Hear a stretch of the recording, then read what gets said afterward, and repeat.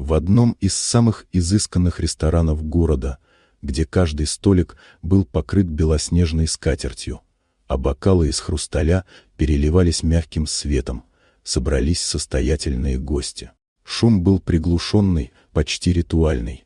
Тихий звон приборов, приглушенная музыка, редкие шаги официантов по паркету. Среди гостей выделялась пожилая японка, аккуратно уложенные седые волосы, утонченная одежда, простая, но элегантная. Ее взгляд был внимательным и вдумчивым, каждое движение выказывало изысканность и привычку к порядку. Но никто не понимал ее намерений. Она тихо осматривала меню, слегка морщила лоб, а официанты смущенно стояли рядом, ожидая указаний. Остальные гости европейской внешности переглядывались и тихо обсуждали между собой, не в силах понять, чего именно хочет эта женщина. В воздухе витало напряжение, мягкое, но ощутимое. Молодая официантка, еще совсем недавно начинающая свою работу, заметила замешательство и сделала шаг вперед. Она мягко произнесла несколько слов на японском языке. На мгновение весь зал словно замер. Пожилая японка, ранее строгая и сдержанная, вдруг улыбнулась. Ее глаза заблестели, а плечи расслабились. Взаимопонимание возникло мгновенно, как если бы между ними существовала невидимая ниточка доверия. Остальные гости удивленно наблюдали за этим тихим, но значимым моментом.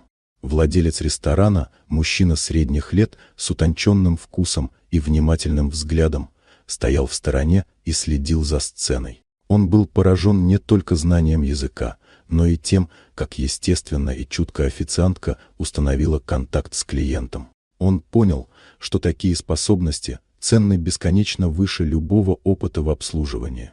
В ту же минуту он принял решение, именно этот человек должен управлять рестораном. С этого момента жизнь молодой официантки изменилась кардинально.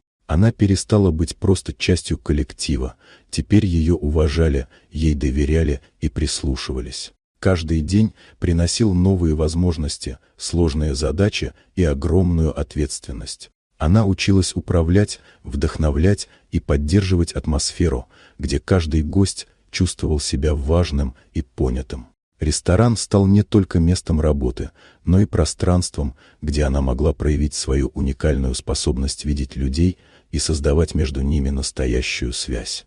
Время шло, и ее жизнь наполнилась смыслом и признанием. Она поняла, что истинное мастерство заключается не только в знаниях или умениях, но в умении слышать других, видеть их потребности и создавать атмосферу, в которой каждый чувствует себя ценным.